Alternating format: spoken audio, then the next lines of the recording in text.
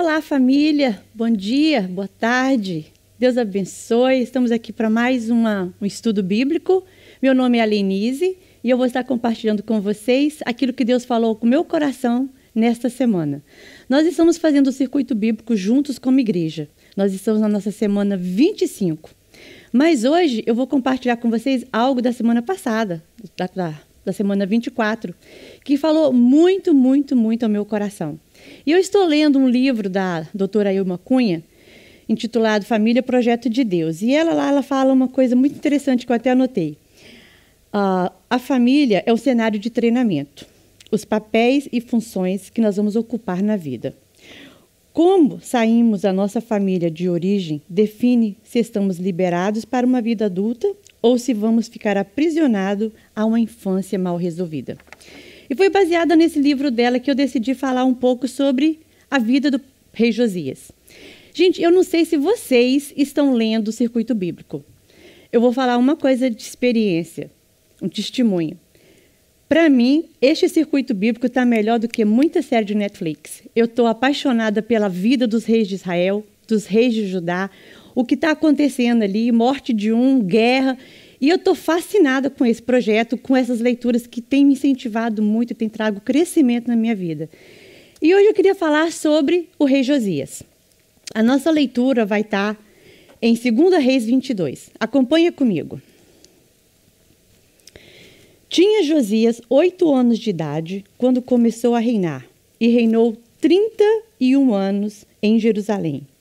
E era o nome da sua mãe Jedida, filha de Adaías de Boscate. E fez o que era reto aos olhos do Senhor. Andou em todo o caminho de Davi, seu pai, não se apartou dela nem para a direita e nem para a esquerda. Sucedeu, pois, que no ano 18º do rei Josias, o rei mandou o escrivão Safã, filho de Azalias, filho de Messulão, à casa do Senhor, dizendo: sobe a Uquias, o sumo sacerdote, para que tome o dinheiro que se trouxe à casa do Senhor, o qual os guardas do umbral da porta ajuntaram do povo. E que deem na mão dos que têm o cargo da obra e estão encarregados da casa do Senhor, para que o deem àqueles que fazem a obra que há na casa do Senhor, para reparar as fendas da casa. Os carpinteiros, os edificadores, os pedreiros, para comprar madeira, pedra lavrada, para repararem a casa. Porém, com eles, se não faz conta do dinheiro que se lhe é entregara na casa das suas mãos, porquanto procediam com fidelidade.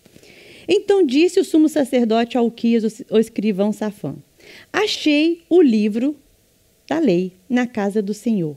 E Uquias deu o livro a Safã e ele o leu. Então o escrivão Safã veio ao rei e referiu ao rei a resposta e disse: teus servos ajuntaram o dinheiro que se achou na casa e o entregaram na mão dos que têm o cargo da obra, que estão encarregados à casa do Senhor. Também Safã, o escrivão, fez saber ao rei, dizendo: o sacerdote Uquias me deu um livro. E Safã o leu diante do rei. Sucedeu, pois, que, ouvindo o rei as palavras do livro da lei, rasgou as suas vestes. E o rei mandou a Uquias, o sacerdote, a Icão, o filho de Safã, e a Aquibor, o filho de Micaías, e a Safã, o escrivão, e a Asaías, o servo do rei, dizendo: ide, consultai ao Senhor por mim, e pelo povo, e por todo o Judá, acerca das palavras desse livro que se achou, porque grande é o furor do Senhor que se acendeu contra nós. Porquanto nossos pais não deram ouvido às palavras desse livro, para fazerem conforme tudo quanto de nós está escrito. Então, o sacerdote Uquias, e Alcão, e Acabor, e Safã, e Asaías foram a profetisa Uda, mulher de Salum, filho de Tikva, filho de Arás, o guarda das vestiduras, e ela habitava em Jerusalém, na segunda parte, e lhe falaram. E ela lhe disse: assim diz o Senhor, o Deus de Israel: dizei ao homem que enviou a mim: assim diz o Senhor, eis que trarei mal sobre este lugar, sobre os moradores, a saber, todas as palavras do livro que leu o rei Judá. Porquanto me deixaram, queimaram incenso aos outros deuses para me provocarem a ira. E de todas as obras das suas mãos, o meu furor se acendeu contra este lugar e não se apagará. Porém, ao rei de Judá, que nos enviou a consultar ao Senhor, assim lhe direis: assim diz o Senhor, o Deus de Israel, acerca da palavra que ouviste. Porquanto o teu coração se inteirou e te humilhaste perante o Senhor, quando ouviste o que falei contra este lugar e contra os moradores que seriam para assolação e para a maldição, rasgaste as tuas vestes, choraste perante mim, também eu o ouvi, diz o Senhor. Pelo que eis que eu te ajuntarei a teus pais, e tu serás juntado em paz à tua sepultura. Os teus olhos não verão todo o mal que hei de trazer sobre este lugar. E então tornaram a trazer o rei a resposta. Depois eu vou continuar lendo o 23 para falar um pouco também sobre o 23. Mas nesse capítulo 22, o que acontece? Aqui está o rei Josias, um menino de 8 anos de idade. Gente, eu não sei vocês, o que vocês faziam com 8 anos, mas eu com 8 anos ainda brincava de boneca. E o menino simplesmente é coroado rei de Israel. Agora vamos ver um pouco da família deste menino. Ele era filho de Amon, neto de Manassés. Se você ler os capítulos anteriores do Segundo Reis, você vê que toda a Bíblia fala desses reis assim: e fizeram o que era mal aos olhos do Senhor. E esses dois, então, fizeram coisas abomináveis. A idolatria era solta no país. Era um tempo de apostasia, era um tempo de retrocesso religioso, era um tempo que eles cultuavam a Baal, acendiam incenso aos outros deuses. Tudo que era de ruim, esse pai e esse avô fez. Aí eu fiquei pensando, como que essa criança aprendeu coisa boa? Aí eu comecei a ler, a Bíblia não fala muito sobre a mãe dele, Gedida, mas com certeza ela teve uma influência muito grande na vida desse menino, porque ela não só o educou e preparou para esse tempo, mas eu acho que até os 16, 18 anos, ela reinou junto com ele. Ela foi preparando o terreno para ele se tornar o rei. E ela cercou seus filhos de gente boa. Olha só quem eram os ajudantes do rei. Ele contava com a ajuda de Safã. Era secretário do rei, ele era conselheiro íntimo, ele era um diplomata do reino. O cara era bom. Ele tinha Uquias, o sumo sacerdote, que foi ele que encontrou o livro da lei. Ele também tinha Zofonias e Jeremias, que era profeta, e ele tinha a profetisa Uda. Então, ela preparou todo o terreno, ela colocou pessoas boas para ajudar o reinado do seu filho. Ela não deixou ele, a Deus dará. Ela colocou gente que amava o Senhor, que entendia da lei, que sabia do governo, que estava antes ali para ajudar o seu filho a ser um bom rei. E ela, com certeza, ela ensinou o caminho do Senhor. Porque eu pesquisei um pouco sobre ela e ela era da tribo de Levi. Então, ela era uma levita, ela era uma mulher de Deus. E apesar de ter se casado com um homem tão mau, ela soube educar o seu filho e preparar para aquele momento.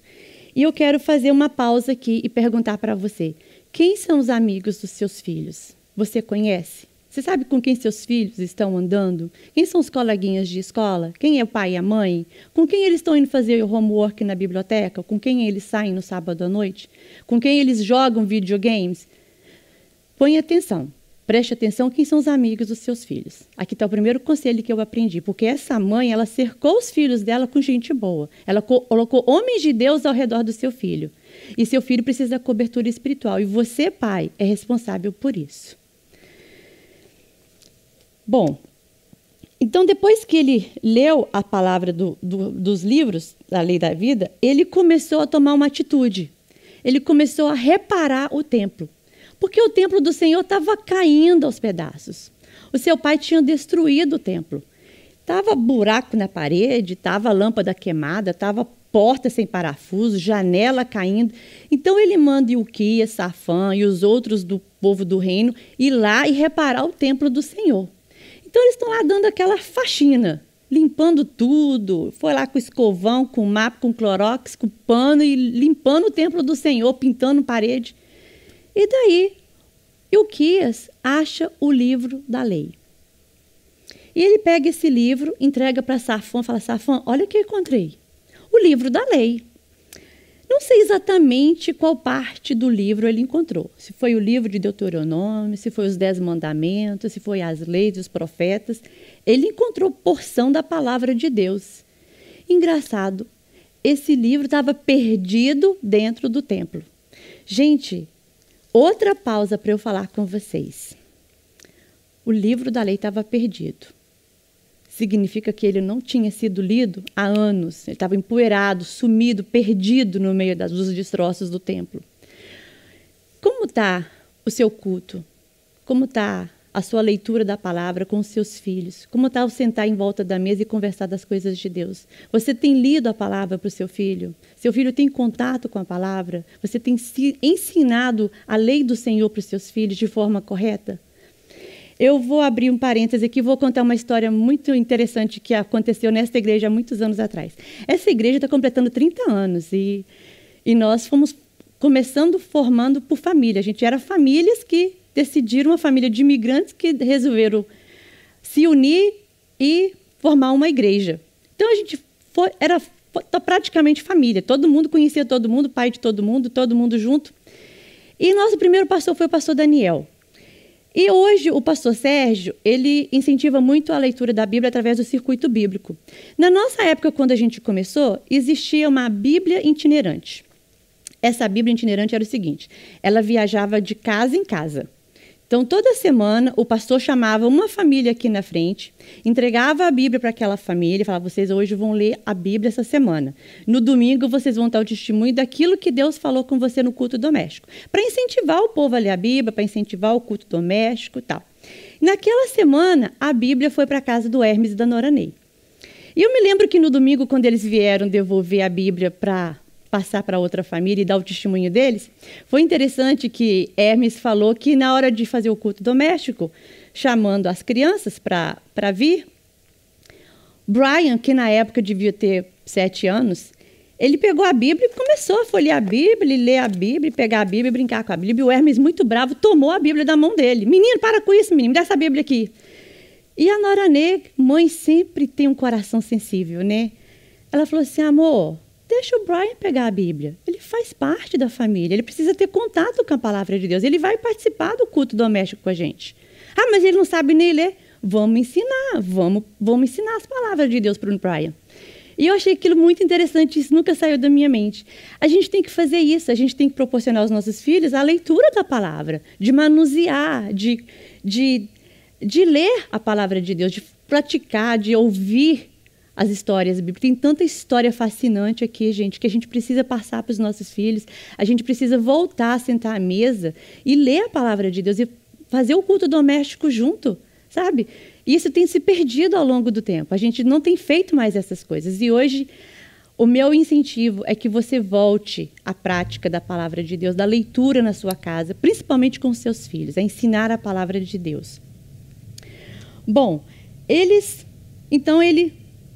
depois que ele limpou o templo, que achou a palavra, o livro da vida, que leram para o rei, o que o rei fez? Ele rasgou suas vestes. Você imagina um rei pegando seu manto real e rasgando. Pegou a sua túnica, rasgou. Ele rasgou toda a sua roupa. E o que significa isso, esse rasgar essa roupa? Esse rasgar a roupa significa um arrependimento. Significa uma indignação. Uma notícia muito triste chegou até mim e eu fiquei tão indignado que eu rasguei as minhas vestes. Foi isso que Josias fez, ele rasgou as suas vestes. E ele pegou o livro e ele falou assim, vá procurar um homem de Deus, uma mulher de Deus, para poder interpretar tudo o que está escrito aqui para mim. Eu preciso saber qual é a palavra de Deus para a minha vida. E eles foram até a profetisa Hilda. Quando chegaram até lá, ela falou para eles, ele falou assim, olha, o rei, nós achamos o livro da vida, o livro da lei, e a gente leu para o rei ficou muito indignado, ele mandou consultar o Senhor. E a profetisa Hilda, então, ela fala uma coisa muito interessante, no capítulo 23.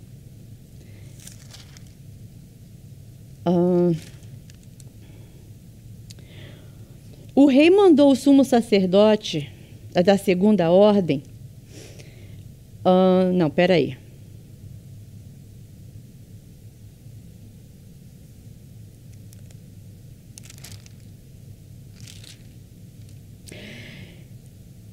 Então a sacerdotisa, o sacerdote Uquias, Alcão, Asaías foram a profetisa Ulda, mulher de Salum, filho de Tiva, filho de Arás, guarda das vestiduras, que habitava em Jerusalém. E ela lhe disse: assim diz o Senhor Deus de Israel, dizei ao homem que enviou a mim. Assim diz o Senhor, eis que trarei mal sobre este lugar e sobre os seus moradores, a saber todas as palavras do livro que leu o rei de Judá. Porquanto me deixaram queimar incenso a outros deuses para me provocarem a ira e todas as obras das suas mãos. Porém ao rei Judá, que vos enviou a consultar, assim direis, assim diz o Senhor, o Deus de Israel, acerca das palavras que ouviste. Porquanto teu coração se enterneceu, te humilhaste perante o Senhor, quando ouviste o que falei contra esse lugar e contra os seus moradores, que seriam para assolação e para maldição, e rasgaste as tuas vestes, choraste perante mim, também eu te ouvi, diz o Senhor. A profetisa fala uma coisa interessante. Deus ouviu o seu choro, Josias. Deus ouviu o seu choro. Muitas vezes a gente chora diante de Deus, a gente clama por uma coisa, a gente pensa que não está sendo escutado. E essa palavra que trouxe muito ânimo ao meu coração, porque Deus escuta o nosso choro, Deus escuta. E ela falou para ele assim: você não vai ver esse mal, eu vou fazer o mal contra o povo vai perecer, mas tu não verás, você vai ser sepultado em paz.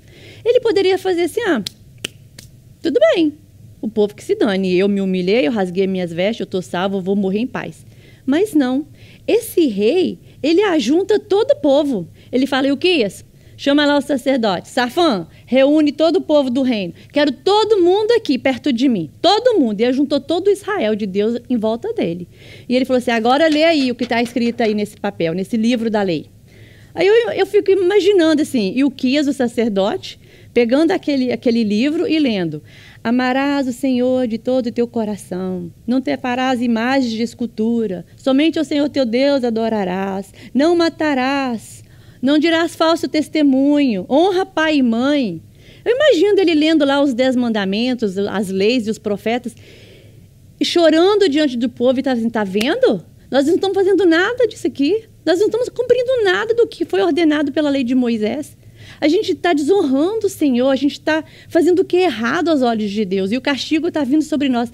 Ele chama o povo a se arrepender, a jejuar, botar pano de saco e cinza, e levanta um clamor em Israel de arrependimento para que Deus perdoasse o pecado do povo. E ele falou assim: nós vamos limpar Israel, nós vamos limpar. E esse rei, ele começa a fazer uma outra coisa. Ele começa a limpar tudo que o seu avô e o seu pai tinham construído. Ele vai lá, retira do templo todo o utensílio dedicado a Baal. Depois, ele tira todos os falsos sacerdotes que queimavam incenso. Ele retira todos os ídolos, ele tira todas as casas de prostitutas cultuais, ele destrói os altares e ele profana a Tofete. Eu fui pesquisar o que era isso. Os filhos desse povo eram passados no fogo, em holocausto, aos outros deuses. E existia um tambor, um instrumento que ecoava e que tirava o som das crianças sendo queimadas, que era para o povo não escutar. Até isso ele tirou. Ele fez uma limpa em Israel. Ele mandou tirar todos os ídolos de Baal, todos os altares, todas as casas de prostitutas, tudo que desagradava o Senhor, ele mandou limpar em Israel. E o que eu achei interessante é que quando ele estava limpando, ele encontrou ossos de pessoas que tinham profanado o nome do Senhor. E ele manda queimar aqueles ossos. E eu fiquei assim: o pessoal estava morto. Queimar por que os ossos? É para destruir, para não deixar vestígio, para não deixar nada. Tudo foi apagado.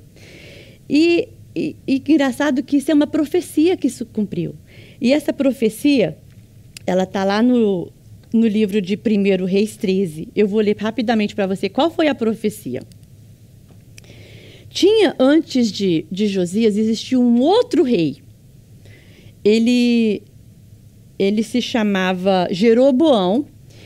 E ele, para que o povo não fosse a Jerusalém para adorar ao Senhor, ele construiu 2 bezerros de ouro, colocou lá: olha, quando você quiser adorar, vem aqui e adora o bezerro de ouro. Pronto, não precisa ir lá. E aí aparece um homem de Deus que fala assim: e eis por ordem do Senhor, um homem de Deus veio de Judá a Betel, a Jeroboão, estava junto ao altar para queimar incenso. E clamou contra o altar e com as palavras do Senhor disse: altar, altar, assim diz o Senhor, eis que um filho nascerá à casa de Davi, cujo nome será Josias, o qual sacrificará sobre ti os sacerdotes dos altos que queimam sobre ti incenso. Os ossos de homens se queimarão sobre ti. E naquele mesmo dia um sinal dizendo: este é o sinal de que o Senhor falou. Eis que o altar se fenderá e a cinza que nele está se derramará. Sucedeu, pois, que ouvindo o rei a palavra do homem de Deus que clamava contra o altar de Betel, Jeroboão estendeu a mão sobre o altar, dizendo: pegai nele. Mas a mão que estendeu contra ele se secou e não podia tornar a trazer a si. O altar se fendeu, a cinza se derramou do altar, segundo o sinal que o homem de Deus apontara pela palavra do Senhor. Então respondeu o rei e disse ao homem de Deus: ora, a face do Senhor teu Deus, roga por mim, para que a minha mão se me restitua. Então o homem de Deus orou à face do Senhor, a mão do rei se restituiu e ficou como antes. Aqui, uma profecia é falada contra esse rei. Se eu fosse ele, eu ia me arrepender na hora. Um homem de Deus traz uma profecia para ele, a mão dele, que ele tenta tocar no altar, né, se encolhe, se seca. O homem de Deus ora por ele, a mão é restituída. Gente, ele viu um milagre ali acontecendo. Era para ele largar tudo o que ele estava fazendo, parar de queimar incenso a falsos deuses, incenso a Baal e voltar para o rei de Israel. Mas não, ele continuou no pecado dele. E essa profecia se cumpriu. Deus levantou o homem da casa de Judá e já sabia até o nome dele, Josias. Deus sabe o seu nome. Deus sabe o seu nome. Deus escreveu e a profecia se cumpriu. Então, a palavra de Deus diz: terra e céu passarão, mas as minhas palavras permanecem para sempre. Olha que coisa linda, olha que promessa de Deus. A palavra do Senhor permanece para sempre. Então, ele restituiu, fez a limpeza no templo, limpou Israel, tirou os altares, os ídolos, os sacerdotes falsos, aquele povo que queimava incenso, chama o povo a jejuar, a orar, a se consagrar, a se santificar. E ele faz uma coisa que estava esquecida em Jerusalém, que estava esquecida no meio do povo de Deus. Ele chama o povo a celebrar a Páscoa do Senhor. Nós estamos no período, aproximando do período da Páscoa. E eu queria falar com vocês sobre restaurar essa celebração da Páscoa. Para o judeu, o que significava a Páscoa? Eles foram escravos durante muitos anos no Egito. E eles clamavam a Deus por um libertador. Deus ouve o clamor do povo e ele manda Moisés falar: hoje eu vou passar no meio do povo de Israel, celebrando a Páscoa do Senhor, o Passover, passando por cima. Você vai pegar um cabrito e imolar, um cabrito que não tenha defeito, que não tenha mancha, você vai sacrificar esse cabrito, você vai matar, você vai pegar o sangue dele, vai passar nos umbrais da porta. O povo vai fazer o pão sem o fermento e vai comer o pão com as ervas amargas, para lembrar a passagem do Egito. Então, o povo judeu, eles tinham parado de fazer isso. E Josias manda o povo restituir a Páscoa do Senhor. E eu estava lendo tanto de bode, de cabrito, de boi, de animal que foi morto. Foram milhares e milhares. Eu acho que em vez de 7 dias de duração da Páscoa, eu acho que foi 1 mês para santificar todo o povo, para passar sangue em todo mundo, para preparar para a Páscoa do Senhor.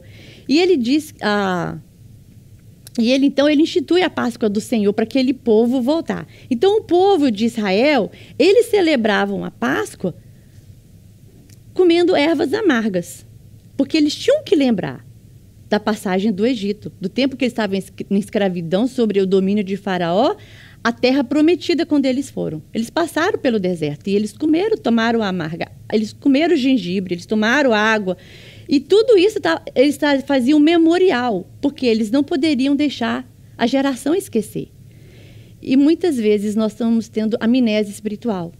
A gente se esquece dos feitos do Senhor e não estamos falando para a geração vindoura aquilo que Deus fez. E Josias queria trazer de volta essa memória, trazer esse memorial ao povo. Vocês não podem esquecer quem nós somos. Nós somos povo de Deus, povo escolhido, que fomos libertos do Egito. Então, restituiu-se a Páscoa do Senhor. E eu fiquei pensando na Páscoa judaica e fiquei pensando hoje, e a nossa Páscoa? Se hoje eu perguntasse para os seus filhos, fala para mim sobre a Páscoa, o que eles responderiam para a tia Lenise? A Páscoa é coelho, é ovo de chocolate, é Easter egg hunts. O que eles falariam? O que seu filho sabe sobre a Páscoa do Senhor? Qual a história você tem contado para o seu filho? Isso é sério. Isso é muito sério. E eu parei para pensar, hoje, a nossa Páscoa, na celebração da nossa ceia, a gente come o pão e toma o vinho.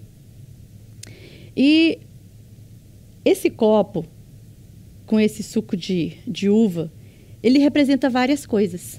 Ele representa um memorial que a gente não pode deixar os nossos filhos esquecer. Ele representa, o copo significa santificação. Nós fomos redimidos pelo sangue do Cordeiro. Hoje, você e eu não precisamos mais matar um cordeiro, porque Jesus já foi pago o alto preço. Ele já foi morto na cruz. Então, Páscoa para nós cristãos é a ressurreição, morte e ressurreição de Jesus. O sacrifício do cordeiro que foi feito por mim e por você. Então, uma coisa interessante é que eles tinham que celebrar a Páscoa em família. Eles não poderiam comer a Páscoa sozinhos, fechado entre as quatro paredes, só papai, mamãe e filhinho. Eles tinham que chamar os vizinhos, os amigos, e eles celebravam com todo mundo. E eles partiam o pão. Eles partiam o pão. Eles celebravam junto com os outros o partir do pão, o celebrar com o Senhor. E o vinho, hoje, para a gente, significa o sangue de Cristo. Então, hoje a gente não precisa mais de um cordeiro, porque Jesus é o cordeiro. Ele se instituiu a nossa Páscoa. Ele é a nossa Páscoa. Então, quando a gente falar para os nossos filhos, fala da cruz, fala do sacrifício de Jesus, o Cordeiro Santo que tira o pecado do mundo. Ele é o Cordeiro de Deus. Hoje eu não preciso mais de sacrifício, eu não preciso mais de sangue, eu não preciso de mais nada. Eu não preciso de comer ervas amargas. Eu só preciso do sangue de Jesus, que me liberta de todo pecado. Então, a palavra que eu tenho para vocês hoje, volte a celebrar a Páscoa do Senhor. Volte a leitura da palavra. Volte para o primeiro amor. Talvez tem tempo que você não lê a palavra do Senhor. E a maneira como o Senhor fala com a gente é através da leitura. A gente fala com Ele através da nossa oração. Ele ouve o nosso clamor. Mas e Ele para falar com a gente? Isso aqui são cartas de amor de um pai para um filho. E a gente tem que ler. A gente tem que ler com entendimento, pedindo ao Espírito Santo para traduzir ao nosso coração tudo o que Ele quer ensinar. O que está escrito, para o meu ensino foi escrito. Tem muita coisa aqui que a gente precisa voltar ao primeiro amor, voltar à palavra, voltar à essência, a celebrar a Páscoa do Senhor com alegria. Páscoa é todo dia, gente. Páscoa é todo dia. Todo dia Jesus nasce no meu coração. Todo dia Jesus está aqui comigo. Então, Páscoa não é só um dia no ano. Páscoa é todo dia. Todo dia a gente tem que partir o pão. Todo dia a gente tem que celebrar com os amigos. E ele falava para o povo de Israel para tomar a Páscoa do Senhor vestidos e com sapato no pé. Eles tinham que estar preparados para fugir. E hoje a gente tem que estar preparado para a volta do Senhor. Então a gente tem que celebrar com alegria, partir o pão com alegria, falar do amor de Jesus aos nossos meninos, às nossas meninas, os nossos filhos, os nossos amigos de trabalho, os nossos vizinhos, e estar preparado para a Páscoa do Senhor, porque Ele está voltando para buscar o teu povo. E a gente tem que ter preparado para isso. Que Deus nos abençoe, que essa mensagem tenha trago edificação para a sua vida. Se você não leu o Circuito Bíblico dessa semana, volta lá, lê sobre a vida do rei Josias, pesquisa sobre ele, porque uma coisa interessante é que quando você lê os outros reis, e fizeram o que era mal aos olhos do Senhor. E quando você chega em Josias, fala assim, e fez o que era reto aos olhos do Senhor. Então, eu quero viver essa vida de retidão diante do Senhor, de busca pela palavra, de restituir a Páscoa do Senhor na minha casa, de falar do amor do Senhor, de viver isso. E que Deus nos abençoe. Vamos orar? Senhor Deus, muito obrigado pela tua palavra lida. Obrigado porque o Senhor é o Senhor de graça, é um Deus de bondade, de misericórdia. Obrigado, Senhor Deus, pela vida dessa igreja. Obrigado, Senhor Deus, pelo privilégio de estar aqui, Senhor Deus, compartilhando com as pessoas da palavra do Senhor. Muito obrigado por esse estudo, que ele traga edificação à vida das pessoas que o ouviram. Eu oro no nome de Jesus. Amém.